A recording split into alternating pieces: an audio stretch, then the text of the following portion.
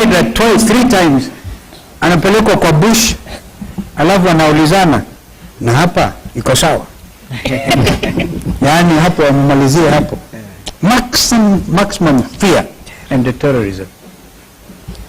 Thank you, Your Excellency and colleagues who are here, and members of the Fourth Estate.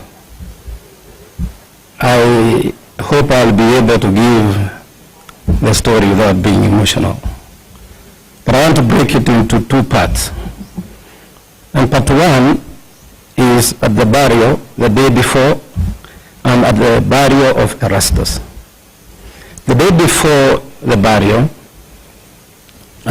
Rick G, the former deputy president, called me and he asked me to represent him in that funeral committee with 50,000 shillings.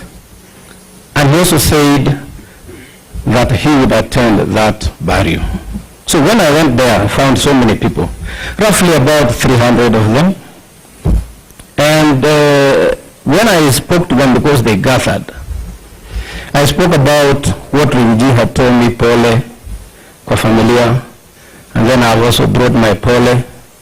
And then I told them, for what Rick G is doing in our community or our area, I would be pleased if Rick G himself, Stephen Kalonzo Musyoka, who is here, somebody like Matiang'i,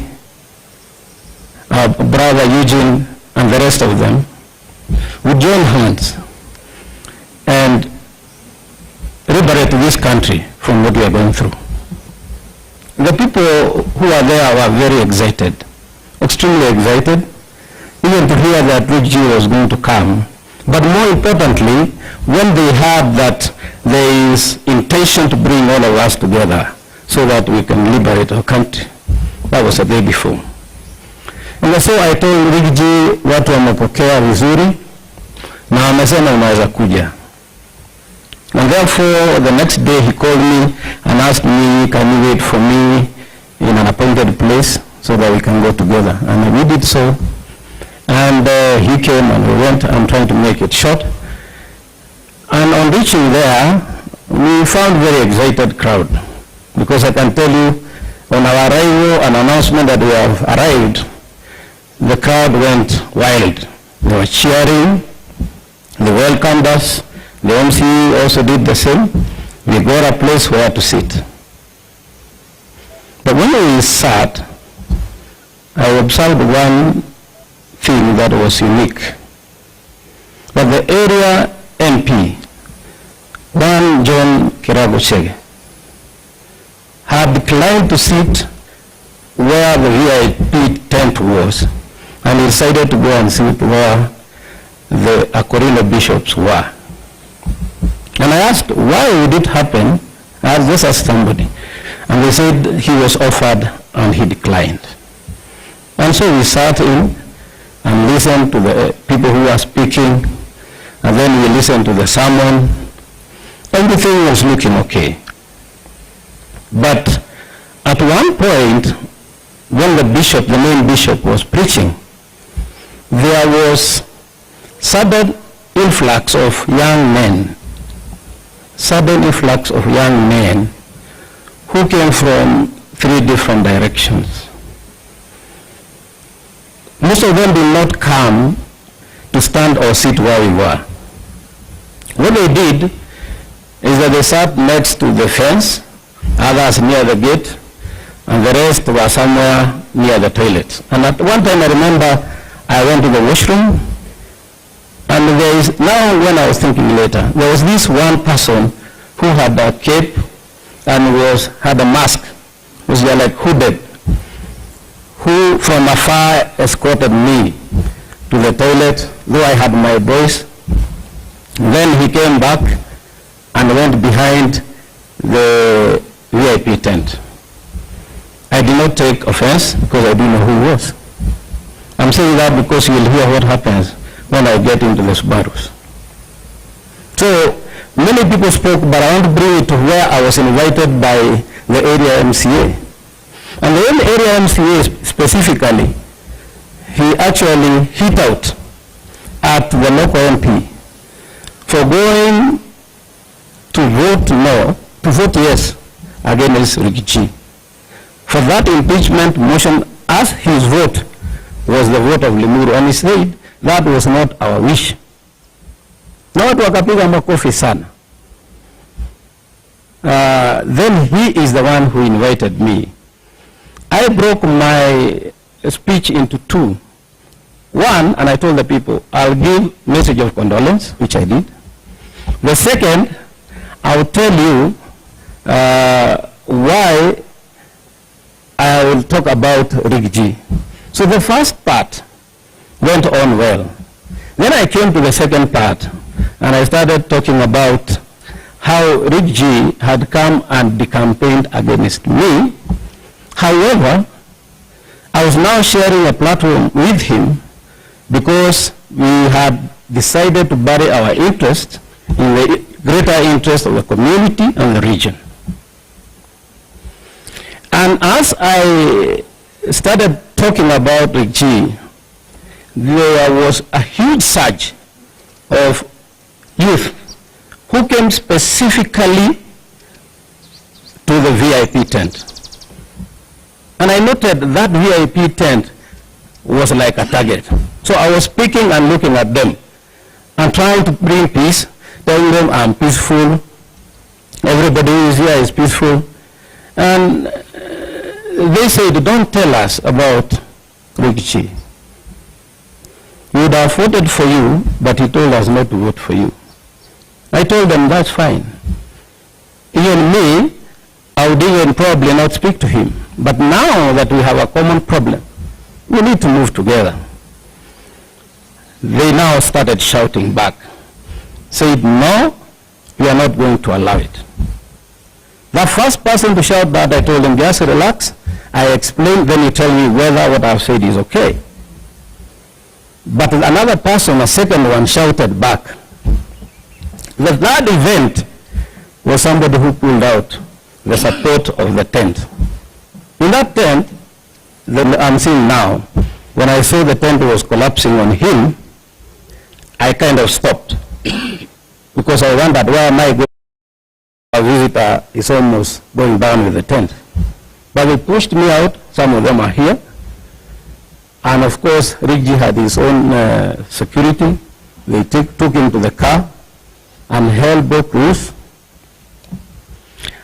They ran after us. And I want to make this clear that they had intentions.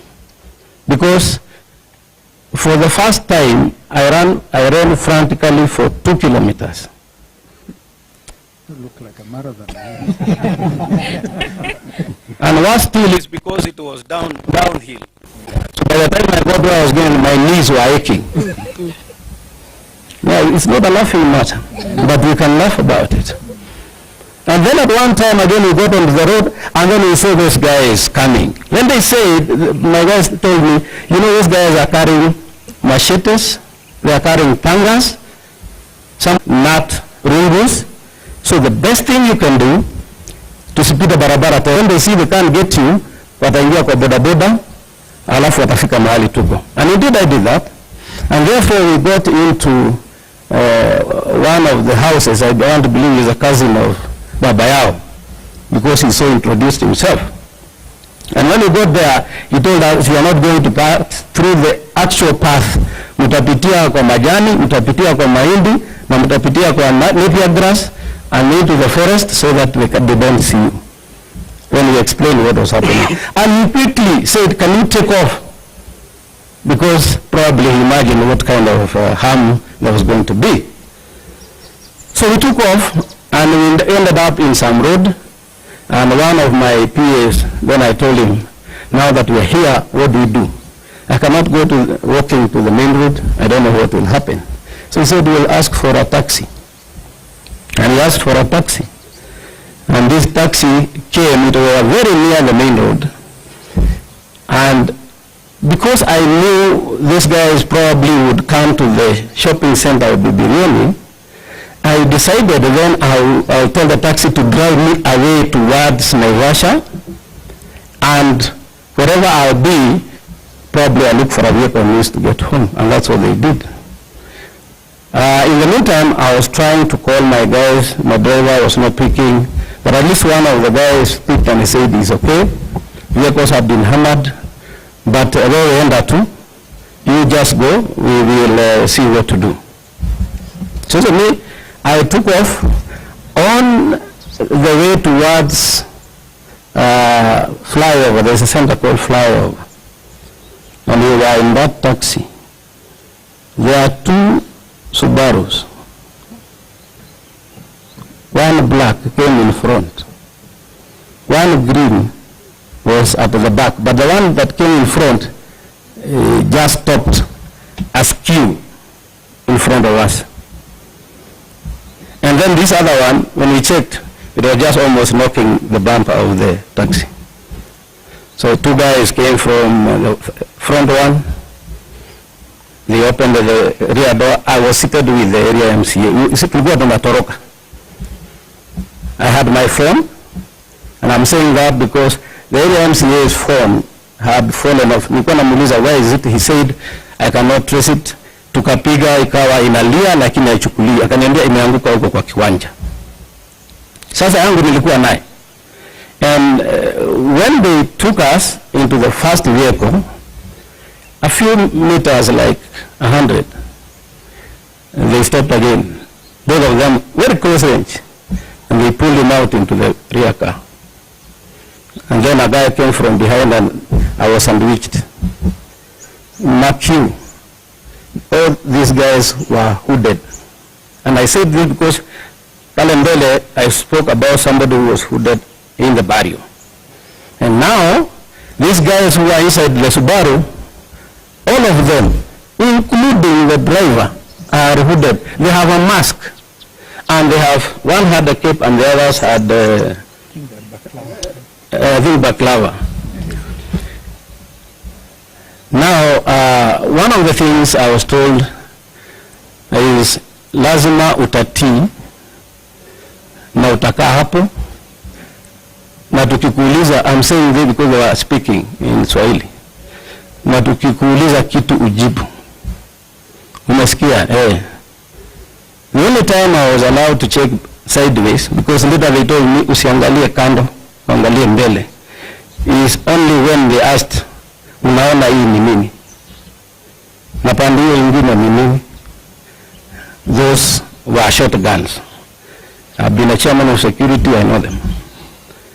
Now, one of the significant things is, nimeona they have shotguns. The numbers, the vehicles don't have number plates, and the guy in front has a walkie-talkie. So my conclusion was, who would be like this, driving a vehicle like this? Having seen what Jay-Z was going through, nikajua I am in for it. And so I said I will answer. And the long and short of it, the questions were telling. One question I was asked immediately is whether I love myself. And I said yes. The second thing they asked is, do you have a wife? And I said yes. Do you love her? And I said yes. Tunaenda tu. Do you have children? Yes. How many? Nikawambia I have 4 children. 2 boys, 2 girls. Nikaanda kueleza, you are talking too much. You must answer after you are asked a question. So nikasema ndio saa. And therefore they asked, do you have these children? Yes. Wanafanya kazi? Ndio. Unawapenda? Ndio. Haya. Then they kept quiet. Tukafika kwa that place called flyover. They took the road towards, I think it goes to Thika. Yes. And it passes through some forest. Wakajama, that road is rough. And those guys can drive very roughly. Nikuwa nasikia people unagonga tu. And you know now, since they are holding their shotguns here, ikitingika hivi unasikia ni kama you have been shot. So I'm saying my last prayers anyway. You don't know what is happening. And tukafika mahali kuna msitu na kuna stinging metals. In Kikuyu we call it the fire. I don't know whether that's the right word. Yes. So when we reached there, One of them asked, hapa ni sawa? Akasema hapana. But the other one said no. Tukaenda kidogo, wanaingia kwa msitu. Na hapa hapana. Can tell me which road it goes towards that hospital Kijabi or something. Yes. And they got they stopped at some forest. And then hata mmoja alitoka hapo. Kauliza hapo ni sawa? Akasema hapa ni sawa. Mimi nikasema no, that is it. I'm done. At that point, jamaa karudi, akasema hebu niambie, wewe uko na Twitter account? Nikamwambia ndio. Nani anakuandikia hiyo Twitter account? Nikasema ni mimi, I do it. Ni vitu gani unaandika hapo? Nikamwambia naandika zile vitu na ukota kutoka kwa group na vile Kenya kunaendelea, kama kuna shida naandika. Kwa hiyo wewe ndio unajua sana. Kaambia hapana, ukiangalia zile vitu nimeandika zote ni zile watu wengine wanasema. Na wewe unapenda serikali? I know I lied because I said yes. Because I don't like it. To survive. Yeah, I lied. I said yes. I said, wakasema, haya, twende. So we went down and they got onto the Mwathi road, and then we took off towards Narok. Now towards Narok, we got into a place, kuna mahali hakuna manyumba, but there are some thickets. They stopped there. That was the third time. And said, hapa ndio mwisho. So I don't know whether ni mwisho wa safari ama ni mwisho yangu. Kasema hapa ni sawa kabisa.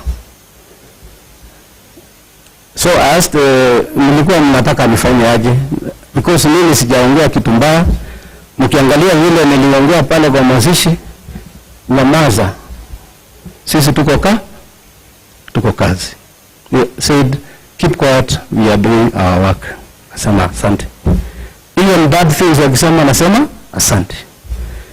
Then all of a sudden then wakapinduka, and from that point towards Mwathi, there was intense discussion between them and somebody. Ule alikuwa mbele ndio alikuwa anauliza, wanasema kilo Charlie Bravo something, vitu kama hizo. I know it's some coded word and mostly used by police. Now having been a chair of security, I know that, and maybe other people they use. But now I'm convinced that hizi magari hasima namba, watu wako na guns, wamejihud na wanaongea kilo Charlie, and I saw what happened to the JC. Then I knew I was obviously with those kind of people who are molesting peace-loving Kenyans just to stifle democracy. And so they took off talking, very coded, extremely coded the language. Na wakaja towards Nairobi, branched off. In fact, kuna mahali walipitia wrong side pale ndio waingie Southern Bypass. And they got into Southern Bypass. They started driving slowly. There was a conversation that was intense with the coded words. And then they said, unajua tunaweza kukua. Now, when they said this, and I knew that road goes towards Ngong Forest, I knew my life is over. Nikasema ndio, but hakuna kitu kibaya mimi nimefanya. Na hakuna mtu nimetusi. And so, tukaja tu, then they started speeding. And that conversation, finally how it ended along bypass was, yes sir, copied. The last word was, yes sir, copied. After copied, brakes, zikapigwa brakes, gari, I was alone. I never saw, I don't know how we lost the other one. But you know, I was told to face front. So sijui kama hii ingine inakuja ama ikuji, sijui, I'm only seeing hapa in between this guy and the driver. And therefore, along, when they said, yes sir, copied, wakapiga brakes, gari kasimama, they told me, toka umbwa wewe. And so I got out in the middle of Mambo ya kuni, sikuwa na nyumba, sikuwa na nini. Nikajua sasa it's me and my God and prayer. What time was it? I can't tell time because they had actually, maybe I forgot to say, they had told me to switch off my phones. And I had switched them off. And I couldn't, because now you have been put somewhere, it's dark. You don't want to attract the attention of somebody, probably, aona mwangaza ya simu. You want also to move in the dark somehow. And so I didn't. So they put me on the side going towards Langata. And I thought they wanted to shoot me. So the moment they moved, I crossed on to the other side. And I went kwa ditch. Nikapitia sasa hiyo kama ni mtaro. Walking and running and checking whether any vehicle is coming. I guess it was between 600 or 800 meters. I got onto the road that branches off from Karen. I started running towards Karen in the middle of the road. And that's where I met with one boda fellow. I almost, nilikuwa na karibu nimshikilia hivi. Na muomba tafadhali, shouting. But they stopped mbali. Nikamwambia ni wakora wananichapa. Nipatie lift, hata nitalipa. By the way, those guys never took anything from me. Hawakuchukua simu, hawakuchukua pesa, hawakuchukua anything. So he stopped and said, weka hapo nikufikisha hapa utayao. And so I told him, drop me at the Great Corner. I knew I would get a taxi. Then along the way, I think he saw it was easy. Nikamwambia nimedropiwa hapo na wakora na nilijua hapo ni pabaya. Akaniambia anaenda Kilimani. Nikamwambia drop me there at Kilimani. So at Kilimani I picked a cab which took me home. Na nikamwambia kijana wangu, you go pay for me the taxi. At least we have evidence that is what has brought me. That is how it was. Well done. Thank you. I guess that is very clear, and you can now see the intensity, the horrific harassment of Kenyans.